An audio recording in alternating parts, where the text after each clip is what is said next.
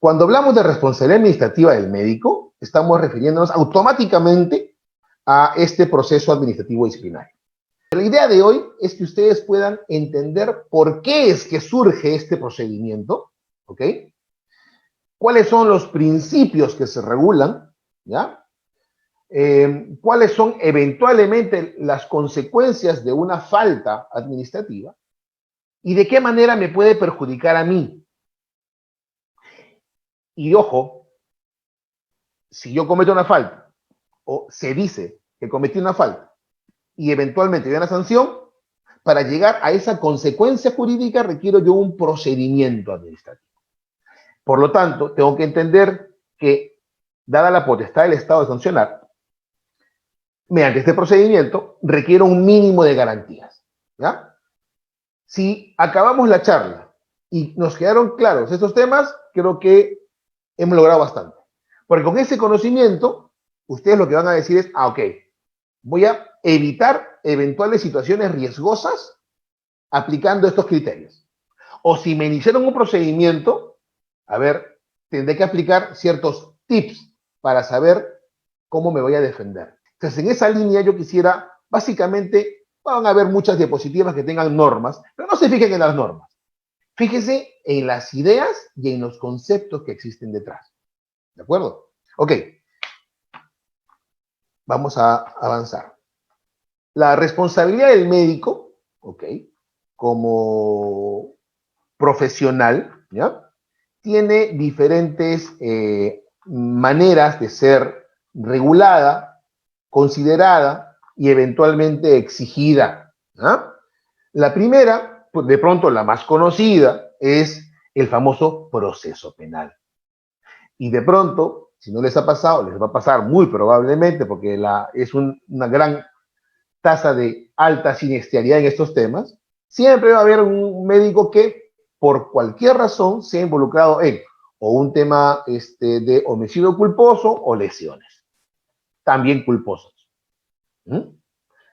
Los médicos no son denunciados por temas dolosos, porque nadie tiene la intención de generar una lesión en la integridad o en la vida de alguien.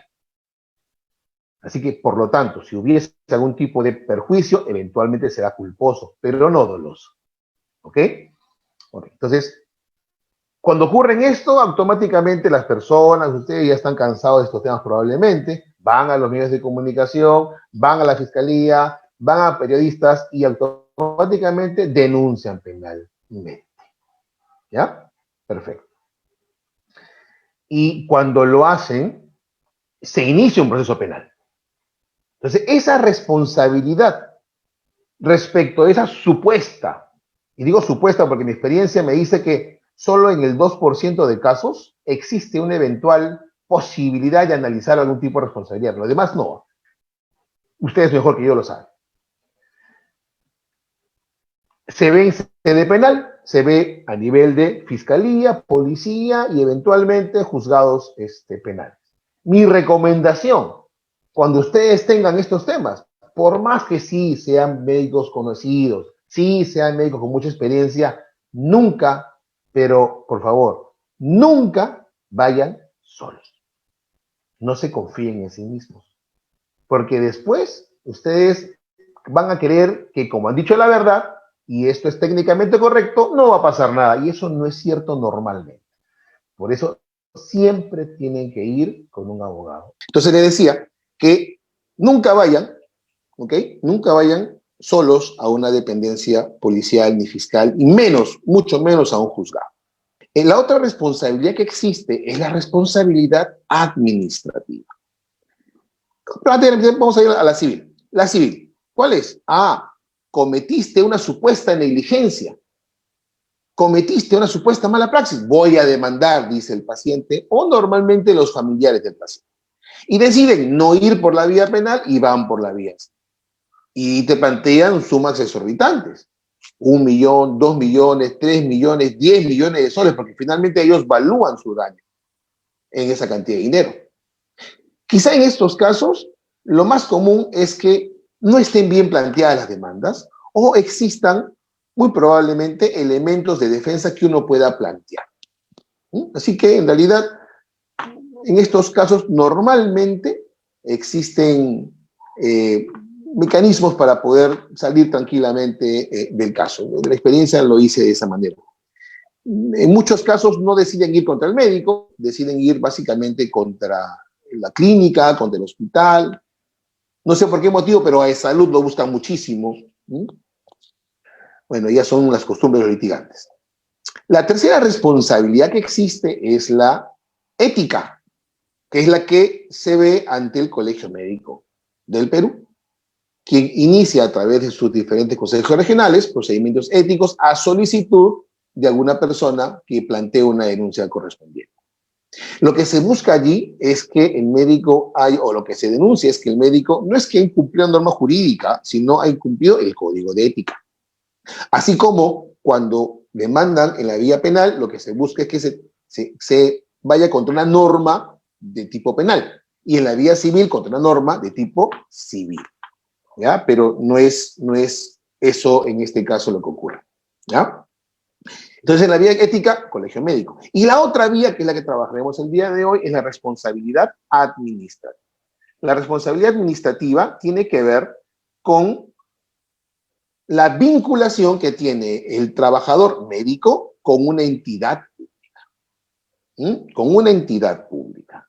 En ese sentido, es importante establecer que el Estado peruano es una megaestructura, ¿correcto?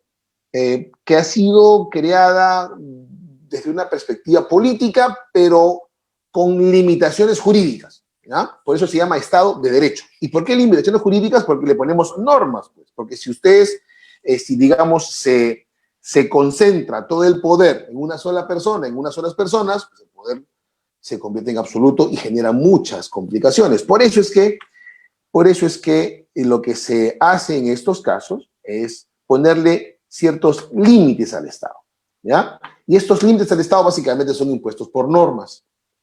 Estas normas son de tipo general, son de tipo público para todas las personas y todos tenemos que, cumplirlas. A ver, ¿qué más?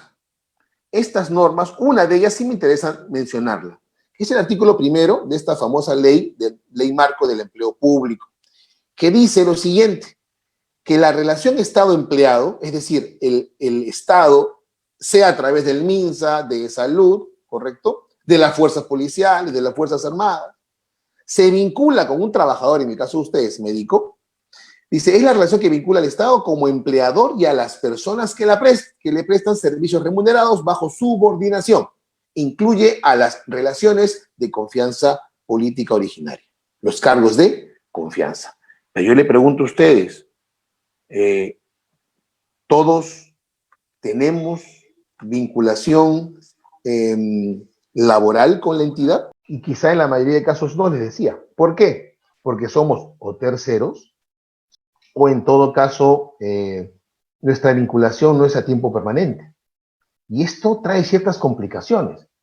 Ojo, no puede haber un procedimiento administrativo disciplinario si es que no existe, ojo, si es que no existe una vinculación laboral.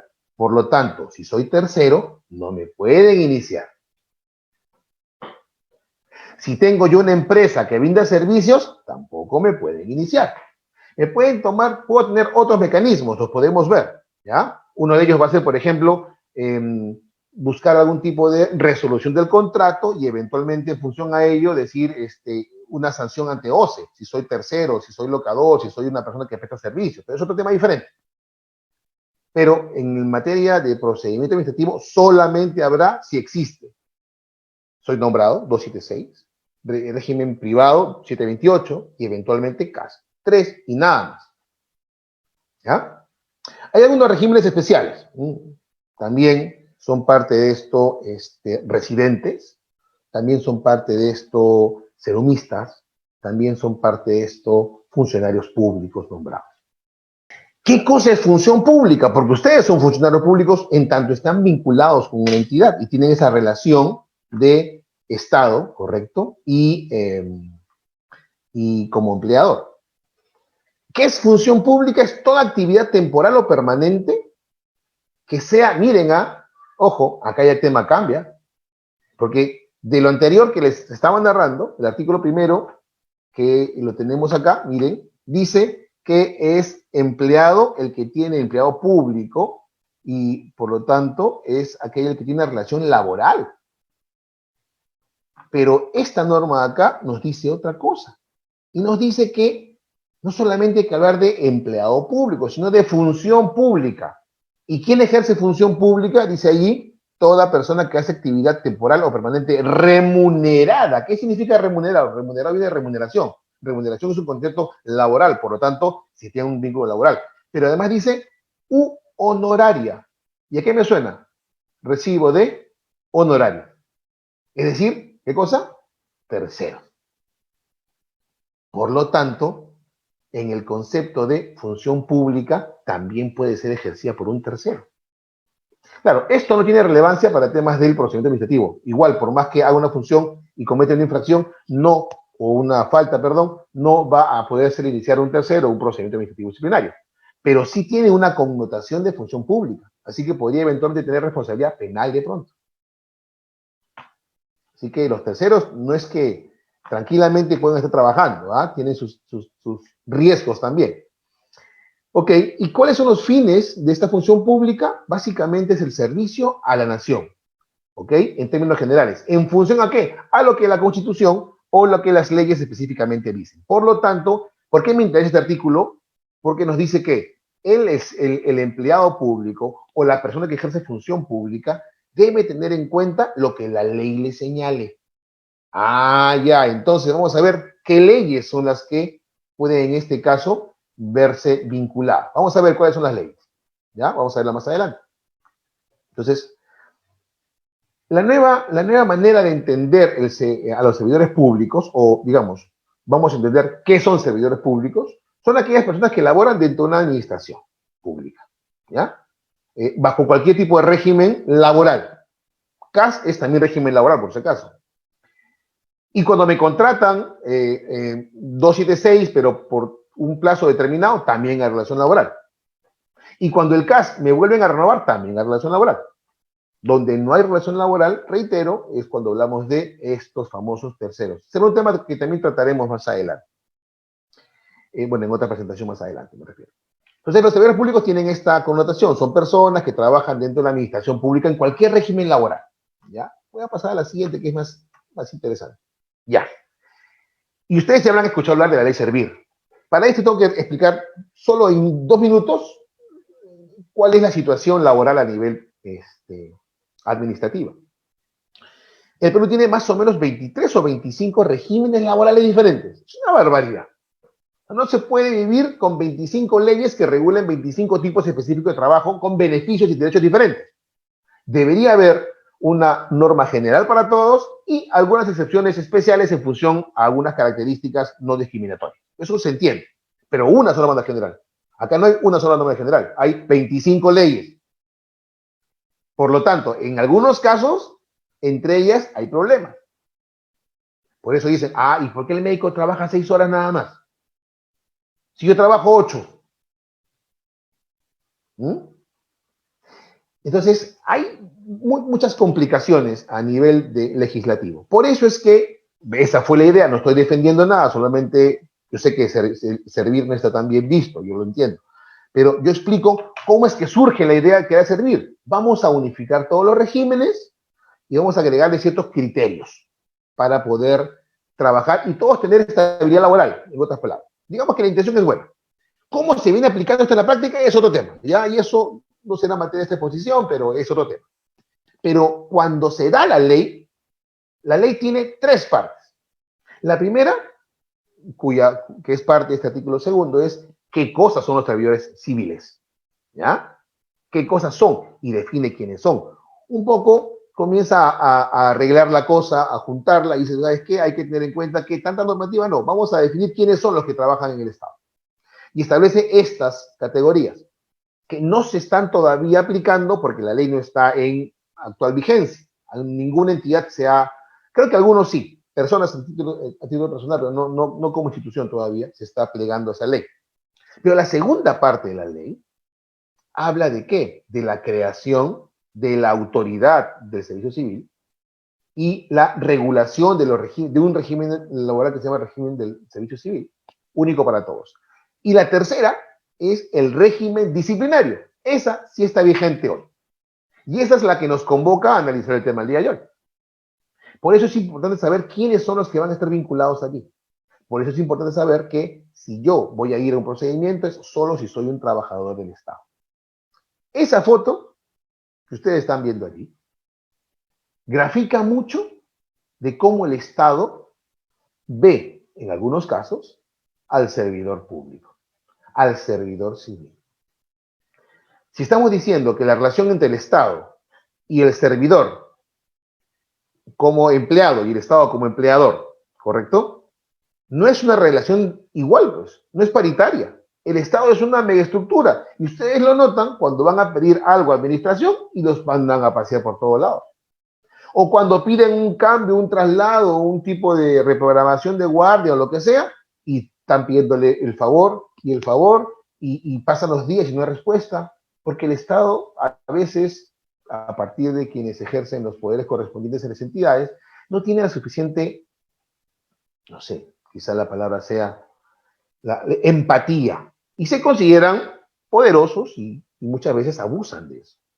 Casos hay cientos de miles a cada rato. Justamente en la relación laboral, el Estado tiene mayor peso y preponderancia sobre el empleador.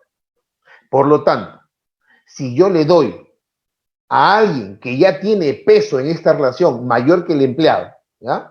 Le doy también la posibilidad de sancionarlo. Uy, qué miedo, ¿no? ¿Se dan cuenta?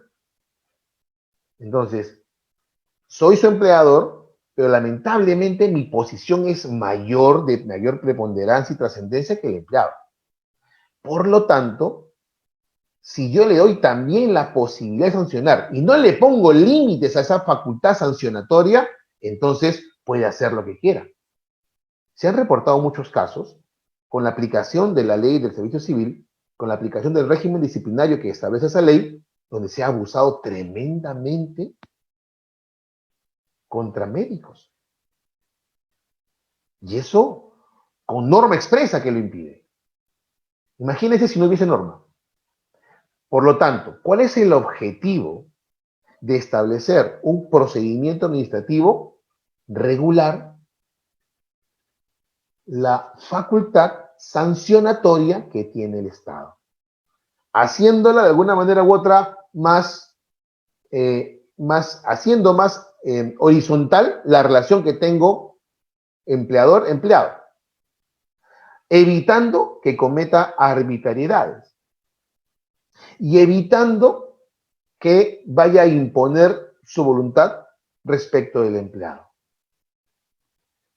Y dándole además la posibilidad de que alguien revise su decisión.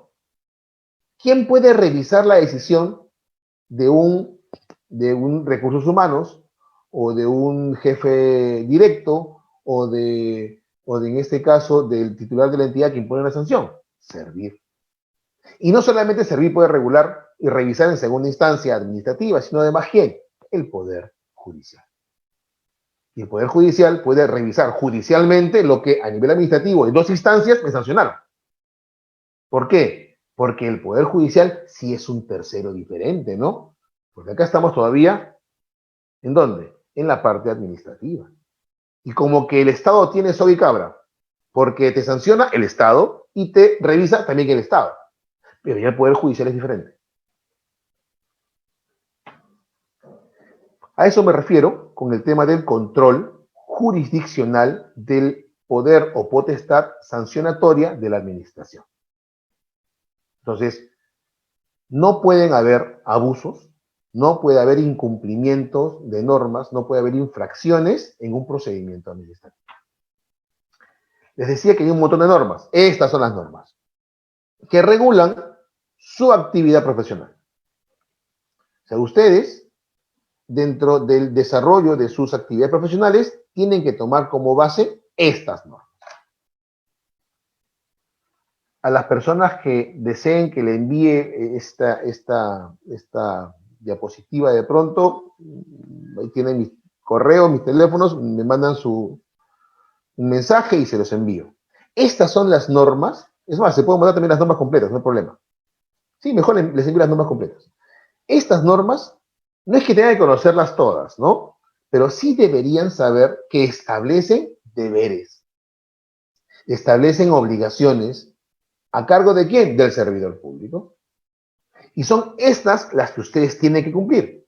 Adicionalmente a estas normas que son de tipo general, ¿cuáles? Las que tienen que ver directamente con la labor del médico.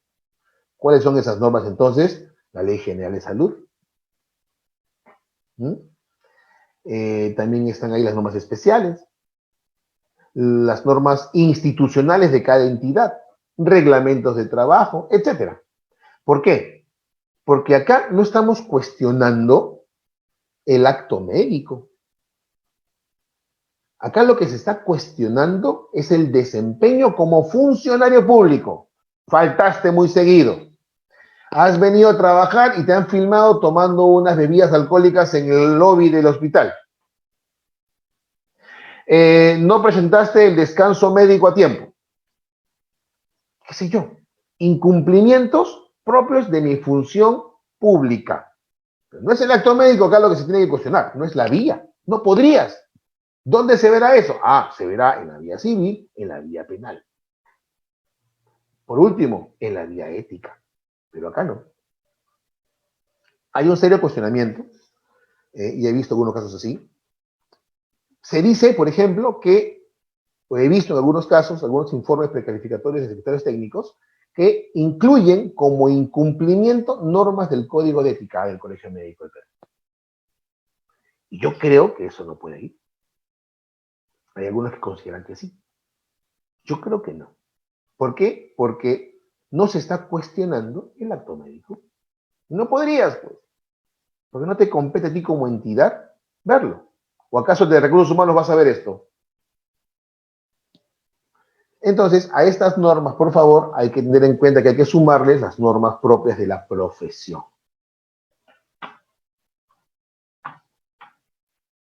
¿Ya? ¿A quiénes se les aplica estas normas o el procedimiento administrativo disciplinario? Ya saben, trabajadores 276, 728, CAS. A todo nivel, sea que te contrate MINSA, Salud, gobiernos, fuerzas policiales, fuerzas armadas, gobiernos regionales, distritales en algunos casos, a todos les aplica. Que tengan vinculación con el Estado a nivel laboral. A ver, vamos a entrar un poquito ya en el tema del procedimiento, para que ustedes poco se familiaricen con algunos conceptos e ideas. Dijimos entonces que el Estado puede sancionar, sí, siempre y cuando lo haga dentro de un marco que garantice que no va a ejercer una demasiada presión o demasiado abuso respecto del trabajador. Y en ese caso, ¿qué es lo que nosotros tenemos que señalar? Que se requiere una vía, un procedimiento. ¿Cuál es ese procedimiento? Ese procedimiento tiene que ser el procedimiento administrativo disciplinario. PAD, PAD. Hay varias personas que intervienen allí. Pero comencemos con la primera. Bueno, de hecho, el primero que interviene es el que lo impulsa, ¿no? ¿Quién es? El que denuncia. ¿Quién puede denunciar? Cualquier persona. Doctor, ¿y puede denunciar mi jefe? Bueno, normalmente no formula denuncia los jefes. Lo que hacen es mandar un informe. Y solicitar que, de ser necesario, se inicien las acciones administrativas correspondientes. Y lo envían normalmente a quién? O al director del hospital, o al jefe del establecimiento de salud, o en todo caso, directamente a recursos humanos. O lo manda a la direza, no importa dónde lo mande. El tema es que activa, ¿ok? Y como quiera que estos procedimientos luego son vistos por otras personas, los derivan al área correspondiente. ¿A dónde va a llegar? Normalmente llega a recursos humanos. ¿Quién lo deriva? A esta persona que se llama el secretario técnico de la entidad. Este secretario técnico de la entidad, es un abogado, ¿ok? ¿Y su función cuál es? Él no sanciona, ojo, él no sanciona. Y no tiene por qué sancionar. porque su función no es esa. Su función, por eso se llama Secretaría Técnica, es asistir, es colaborar, es asesorar a las personas que se ven involucradas como órganos dentro del procedimiento. ¿Y quiénes van a ser? Ah, hay dos. ¿Cuál es? El órgano que lleva todo el procedimiento y el órgano que sanciona. ¿Ya? Son dos. Y ambos, él los va a asesorar. Pero antes dijimos que llegó la denuncia, no importa por dónde llegó a Recursos Humanos y Recursos Humanos se lo envía al secretario técnico. El secretario técnico, ¿qué le dice? Bueno, y el secretario técnico le dice, analizaré si en efecto existe alguna conducta que haya sido denunciada y que esta conducta haya generado el incumplimiento de una norma. Por lo tanto, miren, ¿se han dado cuenta del toque? Hay dos requisitos allí. Primero, que exista, ¿qué cosa? Una norma que establezca un deber de conducta. Por ejemplo, será considerado falta grave la ausencia consecutiva de 3 días al trabajador. Hay una norma que te dice algo que hagas o algo que no hagas. Esa norma de conducta que está establecida en una norma positiva, no es que yo la voy a interpretar, no, tiene que estar. Muchas veces incluso está en el mismo reglamento interno de trabajo o en cualquiera de las normas que le he dicho. ¿Ya?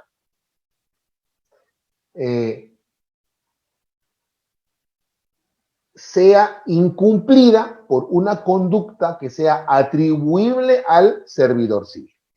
Por lo tanto, hay dos elementos. Uno se llama legalidad. No puedo sancionarte si no hay una norma, ¿correcto?, que diga, que establezca una conducta específica que no tienes que cumplir. Y segundo, que la conducta del servidor encaje en la norma. Entonces, yo tengo que hacer esto, la norma, legalidad, que encaje la conducta en la norma. Eso se llama tipicidad. ¿De acuerdo? Ojo, y acá yo no puedo interpretar, tiene que encajar. Ok, sí, digamos que hay interpretaciones, pero las interpretaciones no pueden ser en contra del trabajador. Y ese es nuestro trabajo, no se preocupe. Los abogados buscamos cómo interpretar las normas. ¿Y quién se encarga de acreditar que exista norma y que esta conducta realmente existió y le sea atribuible al trabajador y se subsuma en la norma? El secretario técnico. Por eso es que él recibe la denuncia, la analiza y después de eso, ¿qué es lo que va a hacer? Va a establecer si existe o no existe responsabilidad. ¿De acuerdo? Esa responsabilidad va a llevarlo a él a otro segundo momento. Entonces, el doctor en efecto no fue a trabajar 3 días seguidos. ¿Cómo lo acredito? Acá tengo el reporte de ingreso. Aunque de pronto él sale firmando en la estación de enfermeras, un registro, lo ha firmado ahí. Sí, pero mira, yo tengo el registro de la calle y tengo además las grabaciones, por lo tanto estoy acreditando que no fue a trabajar 3 días seguidos. ¿Alguien se lo firmó o de pronto después lo regularizó? No sé. Yo no tengo que acreditar si eso es cierto o no. Lo que sí es cierto es que tengo el reporte, para mí que es más importante, que es con huella dactilar. ¿Ah? Y en función a la gravedad de esta falta, porque ya hablamos de una falta, entonces estableceré qué sanción le voy a aplicar. Claro, la sanción puede ser desde una amonestación, en el caso de faltas, hablo en general, no de este caso, porque este caso sí es grave y verificaría una destitución. Amonestación hasta una destitución. Entonces, el secretario hace este análisis, verifica documentos, recoge pruebas. ¿Puede llamarte o no puede llamar? Doctor, de pasada me llamó un médico. Doctor, tengo un problema. Me han hecho un procedimiento y ¿sabe qué? Esto está contraviniendo, ya parece que se había escuchado a alguien, no sé. Está contraviniendo el debido proceso. qué bonito, es una frase bien simpática. A ver, sí, porque nunca me citó el secretario y simplemente hizo su informe y automáticamente lo iniciaron. Ya, ¿y dónde dice que el secretario tiene que citarlo? No, pero es que es lógico. No es lógico. ¿Por qué? Está investigando. Si de pronto con lo que tiene es suficiente y acredita que la conducta se subsume en la norma, perfecto. Si él no hace esta labor y hace así, es un problema de él. Finalmente, cuando yo revise ese informe y luego revise el auto que inicia el procedimiento administrativo, entonces yo verificaré que hay un error y cuestionaré. Defensa de forma. Por lo tanto, no necesariamente tiene que llamarme a mí o no. Últimamente, sobre todo los ministerios o entidades grandes, hospitales grandes, los tipo 3 en adelante, los 4 también, están ellos citando a una manifestación. ¿Ya? Que si quiero voy, si quiero no voy. Va a depender del caso concreto. No tengo que ir, no tengo la obligación de ir a ningún, y eso no es falta. ¿Ya? Y en ese caso yo voy y me dan algún tipo de preguntas y yo las responderé. Eso será parte de los actuados de esta persona para poder luego ver si inicia o no inicia. ¿Qué hace con esta información que recaba? Lo que hace el secretario es, en un plazo razonable, no establece la ley cuánto, precalifica los hechos. Y como precalifica, emite un informe de precalificación, que no es vinculante. Es decir, por más que lo emita así, yo, quien voy a recibir este insumo, puedo decir no estoy de acuerdo. Y claro, si digo que no estoy de acuerdo, debería tener una opinión legal que diga que no es así, o que no debería ser así. ¿Qué pasa cuando existe el informe de precalificación del secretario técnico? Él lo va a mandar a alguien llamado órgano instructor. Y ahí tenemos un poco el esquema de cómo es un procedimiento.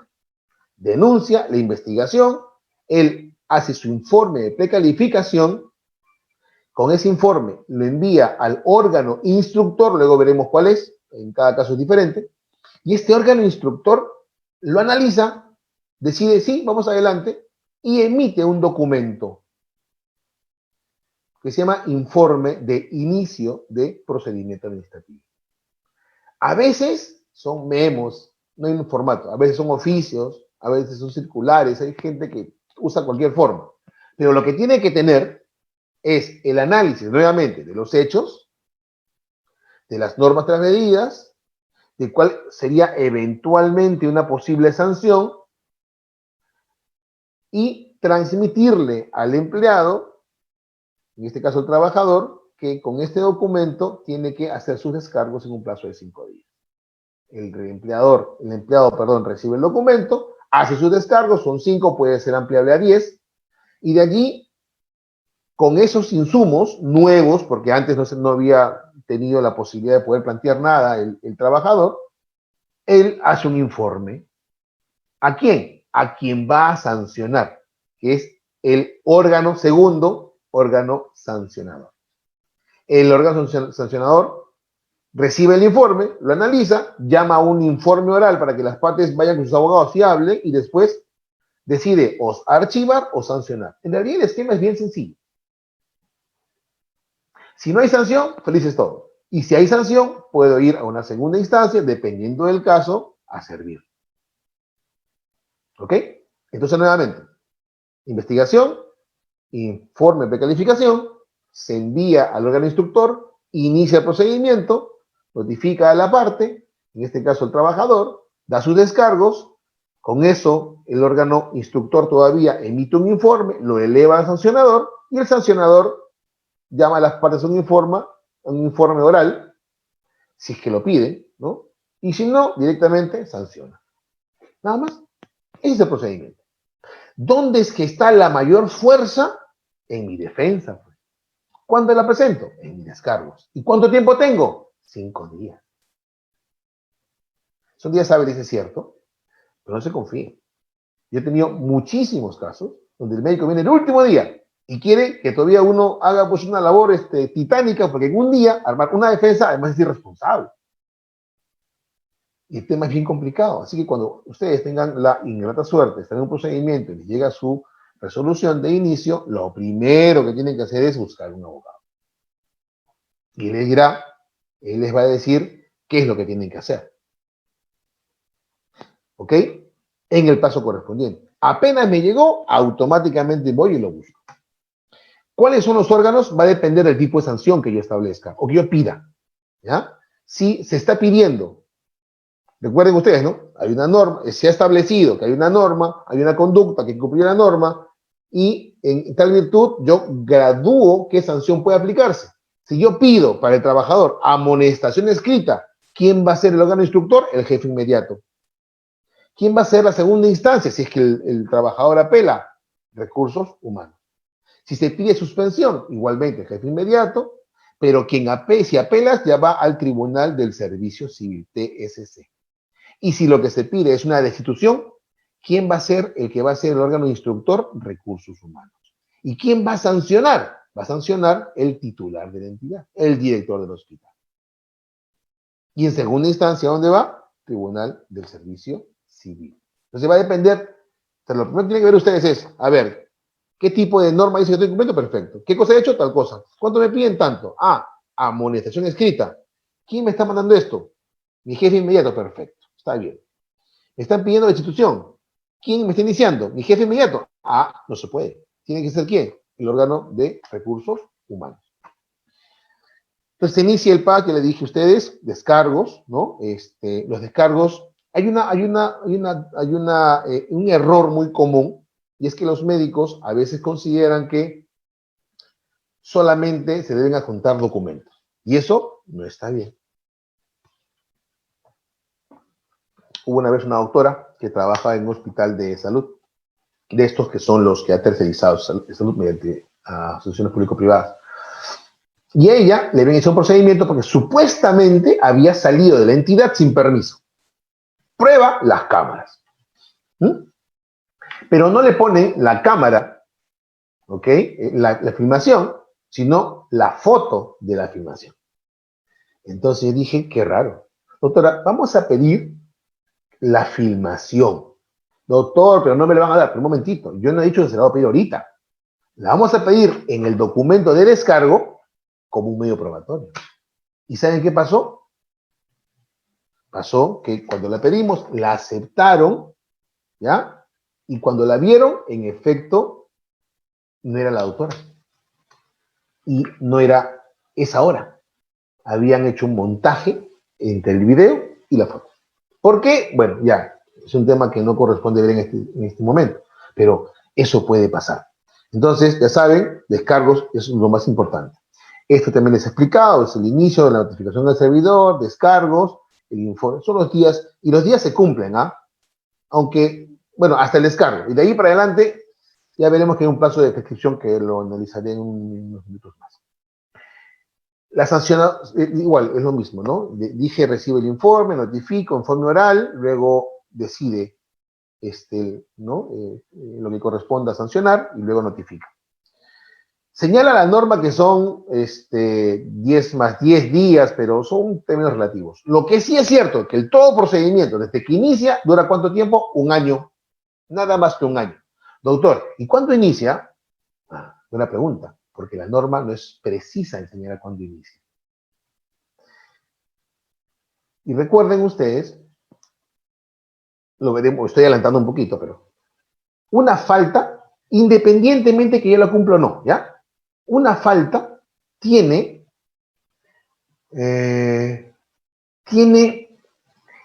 un plazo para que se me inicie un procedimiento. Son 3 años, ¿ya? 3 años. Si la falta fue ocurrente al momento, 3 años. Pero si la falta fue puesta en conocimiento de recursos humanos, 1 año. Para iniciar el procedimiento. Entonces, lo que normalmente pasa en las entidades es que los últimos días de este año, o de los 3, según sea el caso, recién están iniciando el procedimiento a la volada. Por lo tanto, normalmente hay errores. Y el primero es, ¿qué cosa? Que los médicos tienen que ser notificados. Pónganse que esté de licencia. Pónganse que esté de viaje. ¿Dónde me notifican? ¿En la estación del servicio? No. En mi casa, sí, solo sí he señalado ese domicilio en la entidad. Si no, no. Una vez un doctor me dijo, doctor, o sea, usted me está diciendo que tienen ellos hasta, por ejemplo, el 5 de mayo para notificarme, sí. Y si llega el 5 y no me notifican, ¿qué pasa? Bueno, ya no pueden iniciar el procedimiento porque ya he prescrito la posibilidad de hacerlo. Ah, o sea, doctor, ¿me puedo yo ir de viaje? Doctor, no le estoy diciendo que haga eso, le estoy diciendo solamente que ya usted verá qué hace, no sé. Pero podría pasar. Una vez el doctor me dijo, doctor, ¿sabe qué? Faltan pocos días, he hecho una estrategia. ¿Cuál es su estrategia? Es variar mi domicilio. ¿A dónde? A Tumbes, Aguascalientes. Hay que me notifiquen allá. Bueno, cada médico verá lo que le corresponde en su caso. Yo no puedo aconsejar eso. Lo que es cierto es que tiene que ser notificado personalmente. Y ojo, otros vivos que dicen, a ver, lo notifico el día de hoy, que es 16 de mayo, pero le pongo de fecha 10 de mayo. ¿Cuál fecha vale? ¿La del 10 de mayo o del día que fue notificado? Obviamente la del día que fue notificado, pero eso hoy es obviamente. Hace unos años, no. Por eso que las entidades siempre te colocaban fechas diferentes. Y con eso evitaban el tema de la responsabilidad. Porque, ojo, si se prescribe, ¿quién es responsable? El secretario técnico. ¿Ya? Correcto. Entonces, reitero, lo importante de este procedimiento es que apenas llegue este informe y eventualmente el inicio, hay que establecer una estrategia. Y la estrategia tiene dos elementos, de forma y de fondo. ¿Cuándo es de forma? Aquello que no tiene que ver con la falta. Por ejemplo, hay que verificar plazos de prescripción, hay que verificar si están todos los documentos completos, hay que verificar si ha sido adecuadamente notificado. Me dicen, adjunto 25 páginas, reviso, solo hay 10, me faltó con las 15. ¿Mm? De pronto dicen adjunto informe y no hay informe de precalificación. O hay informe, sí está, pero no están los anexos del informe. Todo eso es forma. Y eso es importante, porque si no hay forma cumplida, ¿cómo me defiendo? Y ahí surge el concepto de debido procedimiento. No pueden, porque se perjudicaría mi derecho de defensa. ¿Cómo me defiendo si no sé los documentos de los cuales me están imputando responsabilidad? No sé. Entonces, ¿cómo me defiendo? De acuerdo. Y la segunda parte ya es el fondo, ¿no? La falta en sí. ¿Hubo o no hubo conducta? No hubo, perfecto. ¿Cómo lo acredito? Sí hubo, ya. Y si hubo, ¿cómo me defiendo?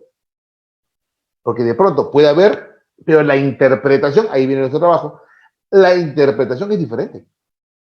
¿Mm? De acuerdo. Luego tenemos algunos tips que son importantes que ustedes tengan en cuenta. ¿Ya? Estos tips son vitales. Primero, como ya les he estado un poco, les he estado ustedes compartiendo, primero está el tema del derecho de defensa. Durante el procedimiento no pueden a mí perjudicar mi derecho de defensa. Miren, hasta ahorita no hemos hablado de normas algunas en el procedimiento y no nos interesa, porque lo que me interesa que queden ustedes es estos conceptos. Hemos hablado ya de secretario, de su informe, hemos hablado de norma, legalidad, hemos hablado de cómo la conducta encaja en la norma, tipicidad, y cómo debe plantearse una sanción adecuada a esto, gradualidad. ¿Ah? Y además hemos dicho que en este procedimiento hay etapas, la etapa de instrucción y la etapa de sanción. ¿Quién ve cada caso dependiendo de las sanciones propuestas? Y hay etapas que hay que cumplirse en cada uno, pasos que hay que darse. ¿Mm? Esos pasos no pueden ser obviados porque se perjudica ¿qué? Doctor, ¿yo qué? El derecho de defensa. ¿Mm? El derecho de defensa. Y tenemos nuevamente la tipicidad ahí. ¿Qué cosa es? Recuerden esto acá, ¿sí? Esa es la tipicidad. Cuando la conducta se subsume en la norma, ingresa en la norma y ya, pues sí, pues es verdad, ha faltado 5 días seguidos. Has llegado tarde 10 veces consecutivas. ¿Mm? Y también la debida motivación. ¿Qué significa eso? Yo lo sanciono porque lo sanciono.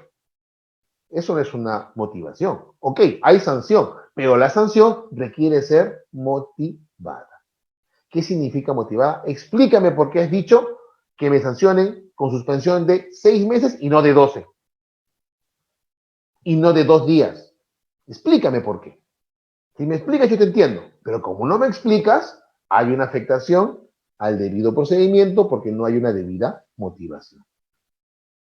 Ojo, no estamos hablando del fondo, ¿eh? Estamos hablando de cómo el órgano sancionador está expresando su vocación sancionatoria. Y luego tenemos el principio de proporcionalidad. ¿Por qué a mí me estás diciendo que yo voy a estar suspendido 120 días si la persona que también ha cometido el mismo hecho que yo le das 30? Yo no tengo antecedentes. Ninguna sanción antes. Él tiene 2 llamadas de atención. Y encima le das 30. Y a mí 120. ¿Cuál es la proporcionalidad allí? A eso nos referimos con principios de proporcionalidad y de gradualidad de la sanción. Lo tienes que explicarme. Ojo, por lo tanto, no es que cualquiera puede sancionar como le da la gana. No, acá tiene que expresarse. Esto que le estoy diciendo a ustedes, estos elementos que están en esta diapositiva, son quizás lo más importante o el más importante aporte de este procedimiento establecido por la ley CERRIR a los trabajadores. Porque de esa manera estamos regulando. ¿Se acuerdan ustedes la imagen, ¿no?, de la persona encima de otras? Ya, estamos justamente regulando eso. Estamos regulando o evitando que ocurra eso, porque le establezco requerimientos. Ahora, para suerte de muchos secretarios técnicos no tienen experiencia en esto. A diferencia, por ejemplo, lo que pasa, se me ocurre en OCE, donde hay sí especialistas y formación de especialistas en OCE, en materia de secretarios todavía no. Por lo tanto, hay muchos problemas en la aplicación práctica de los procedimientos por parte de los secretarios. Pero están aprendiendo. ¿Ya? Servir no ha hecho una labor tan grande. No es que sea mala, sino que no ha llegado a todos los rincones del país. Por eso se genera. Ojo que hay un secretario en cada entidad. ¿Cuántas municipalidades hay? Más de 1.000 y tantas. ¿Cuántos secretarios técnicos hay? Un montón. Perfecto. Entonces, después de esto, ¿qué viene? ¿Puedo impugnar? Sí, dijimos. O una reconsideración o una apelación a la autoridad siguiente en la vía administrativa. Que será el jefe de recursos humanos, que será el titular, o en este caso, perdón, el de recursos humanos, o en todo caso, el Tribunal del Servicio Civil. Servir, que le llamamos, ¿no? Le dije, ¿no? 3 años para que prescriba la falta. Pero si tomó conocimiento de recursos humanos o la Secretaría Técnica, de allí 1 año.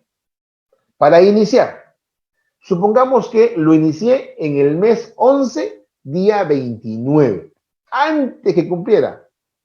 Está bien, está en el plazo, no hay problema. Si lo inicié al día siguiente, ya no se puede iniciar. Y si lo iniciaron igual, yo saco una defensa, recuerdan, de forma, ¿no? De forma. Para decir, señor, mire, ve, antes de ver el fondo, acá hay un tema claro. Tú no puedes iniciarme porque ya pasó los 3 años. Se acabó, no puedes iniciar. Y se acabó el tema en un ratito. Así que si ustedes van y lo verifican esto, así como lo estamos explicando ahora, y lo hacen ustedes simplemente viendo las fechas, ya sabrán qué pedirle a su abogado. Y él no le va a ofrecer tampoco tanto, ni le va a cobrar tanto, porque saben que el tema es sencillo. Ya pasó el plazo prescriptorio. Y bueno, dentro del proceso, una vez iniciado tenemos 1 año para poder resolver. Entonces, claro, al dicho corremos. Iniciaron, tengo 5 días, pueden ser 10, automáticamente pasa el informe y de allí comienza a demorarse todo lo que quieren a veces. A veces lo sacan rápido, a veces no. Yo he visto casos donde en 2 semanas estaba todo cerrado. ¿Por qué? Ya ustedes sabrán o entenderán. Por lo tanto, en este caso, máximo 1 año. Ojo, acaba no con la emisión de la sanción, sino con la notificación al servidor. Así como inicia no con la emisión de la resolución, sino con la notificación al servidor. Muchas veces, doctor, ¿qué hago? ¿Me quiero notificar? ¿Me desaparezco? Ya dependerá cada médico, ¿no? O sea, podemos ver, ¿no? Sí. Yo al final voy a dar para hacer las preguntas correspondientes, porque me faltan creo que un par nomás de diapositivas. ¿Ya? Ojo, doctor, ya no me pueden iniciar porque ya no trabajo. Mentira. Sí se puede. Sí se puede. Si eres ex servidor, también te pueden denunciar y hacer un procedimiento administrativo. Doctor, ¿pero qué me importa? ¿Qué me sanción total? Ya no trabajo ahí. Ah, no. Porque tu sanción va ¿a dónde? A un registro público de sanciones. Y si quieres trabajar en otro lado, no vas a poder. Es más, si la sanción es la destitución, 5 años. No puedes trabajar para el Estado. Ah, comenzaron a tomar más interés, ¿no? Sí, pues. Porque este procedimiento, si acaba con la destitución, ahí sí me complicó la vida. Porque no puedo trabajar en el sector público. Claro, sí, te vas a la actividad, a la actividad privada, perfecto. Pero igual, una doctora una vez me dijo lo siguiente: doctor, ¿sabe qué? Me ha estacionado 2 años, perdón, no fue, fueron 6 meses, 6 meses, y ¿sabe qué? Bueno, vamos a impugnar, se inició todo el procedimiento de impugnación, pero ella me dijo: doctor, pero ¿sabe qué? Yo también trabajo en el Estado, pero como docente.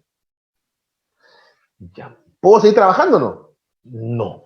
¿Pero por qué no, doctor? Si una cosa es ser médico, otra cosa, sí, pero la sanción es para ejercer la función pública. No dice función pública como médico, no. Función pública. Y la función pública, como vimos en el concepto, es prestar servicios a favor del Estado. Se acabó. ¿Ven cómo las normas y los conceptos tienen relación entre sí? Ojo que cada norma, 276, 728 y CAS, establecen algunos adicionales, obligaciones adicionales, ¿ya? Pero el tratamiento para todos es el mismo, no hay ninguna diferencia en realidad. A ver, tenemos una pregunta, dice: en esta pandemia de COVID, muchos médicos que no tienen la especialidad de emergencias están siendo obligadas a tratar pacientes en emergencia sin ya tener la pericia para su resolución y exponiéndolos a hacer una mala praxis, ¿Qué podría hacer uno en estos casos si la jefatura se lo ordena? Muy buena pregunta, doctor, porque además me han llamado muchos médicos así. Es más, me han llamado serumistas, que ustedes saben, pues les han prolongado la posibilidad de quedarse, muchos han aceptado, pero antes que sería esta prolongación de su serum, los bajaban al hospital. O lo mismo en el caso de los residentes, de otras especialidades. O lo mismo en el caso de médicos de otras especialidades. Por ejemplo, médicos que ven temas de laborales, ¿no? Estos de ocupacionales, que no tienen la expertise suficiente, no es porque no sepan, sino porque la práctica que ellos realizan es diferente en naturaleza. ¿Qué pasa en esos casos también? Entonces, hay un tema, ¿no? Hay dos elementos acá en juego. La primera es el derecho del trabajador. El trabajador tiene un derecho a no realizar aquello para lo que no está, no tiene la práctica suficiente, no tiene la capacidad suficiente profesional. Y segundo, también hay un criterio de crisis. Recuerda que las normas de salud establecen situaciones o derechos o deberes, derechos en realidad, y deberes del Estado específicos durante tiempos normales. Pero casi todas las normas tienen una cláusula o una norma específica que dice que estos temas varían en épocas de emergencia nacional y de crisis sanitaria. Entonces, en esos casos se puede ir, pero va a depender de cada caso, ¿ya? Se puede ir a variar, por ejemplo, el lugar donde realicen la labor. Se puede incluso establecer el máximo de turnos permitidos por guardias.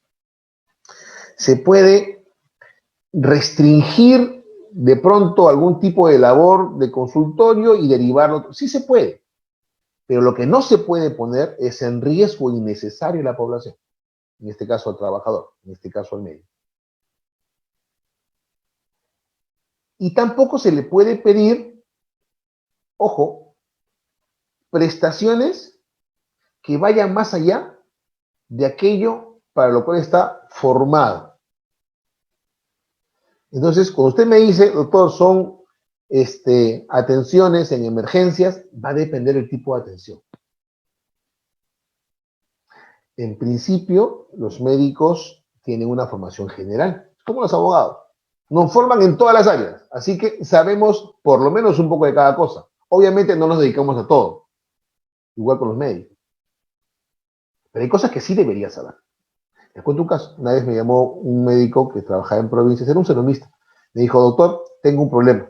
Ha venido un fiscal y me ha ordenado hacer un levantamiento y una necropsia. Perfecto, doctor. Dígame, ¿ha ido el fiscal mismo? Sí, acá está el fiscal. Perfecto. ¿Ha ido con un oficio? Sí, está el oficio, lo firmado por él, me lo dirige a mí. Correcto. ¿Ya levantó el cuerpo? Sí, ya lo levanté. ¿Qué están esperando? Hacer la necropsia. Entonces, ¿cuál es el problema, doctor? Tiene un oficio, tiene un mandato, tiene que cumplirlo. Doctor, no se hace necropsia. Bueno, doctor, yo tampoco, porque no es mi formación hacerlo. Yo sé que de pronto usted requerirá mucha más expertise de la que tiene para ello, pero entiendo que, en principio, luego lo confirmé con el colegio médico, sí existe una formación que me permita hacer. Entonces, doctor Aliaga, hay que ver caso por caso. Hay que ver caso por caso. Por ejemplo, una doctora vez pasada me comentó que tenía ella una licencia, porque era personal de riesgo, pero su jefa, que estaba de vacaciones cuando se dio la licencia, le pareció que no era, y la hizo volver de trabajo, del descanso al trabajo. Dijo, venga, y dejó sin efecto la licencia. Me dijo, doctor, ¿qué puedo hacer? Bueno, tranquilamente, usted va y formula una denuncia administrativa, porque esa persona sí está cometiendo una conducta que está yendo en contra de la integridad de la persona, y eso, ¿ven? ¿De acuerdo? Legalidad, tipicidad, entró.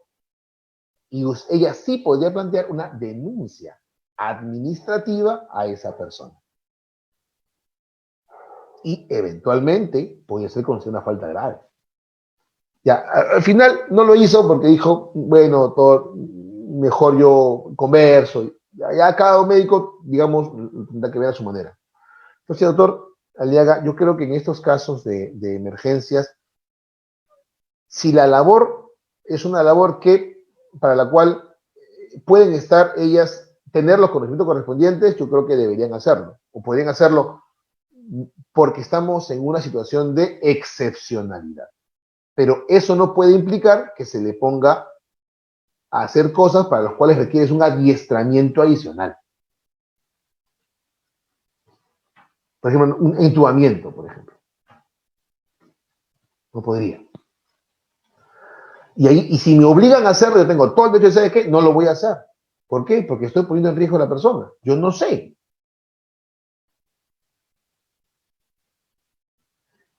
Y en todo caso, podría dejar por escrito esto en la estación o con un informe, lo que siempre yo hago es informes a las jefaturas correspondientes. Un tema que me olvidé comentar, también aprovecho ya que estamos cerrando, es siempre, algunos médicos me decían, doctor, no, yo solo veo mis temas solito y no necesito yo que ustedes me estén apoyando. ¿Sí? Y de pronto ha tenido temas sencillos, ¿no? Pero cada vez comienzan a ser más complicadas las cuestiones planteadas en procedimientos administrativos. Por eso es que siempre se recomienda que tengan una asesoría en estos aspectos.